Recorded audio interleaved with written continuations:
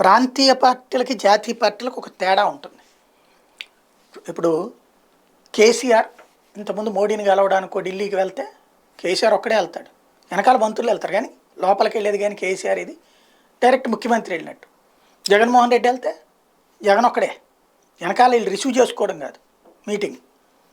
లేకపోతే కనుక చంద్రబాబు వెళ్తే బాబు ఒక్కడే, డిప్యూటీ సీఎం లేరా బాబుకి, చంద్రరాజప్ప కేఈ, ఇప్పుడు 5గురు ముఖ్యమంత్రులు, ఇది 5గురు ఉప ముఖ్యమంత్రులు ఎవరైనా పట్టుకెళ్తారా జగన్?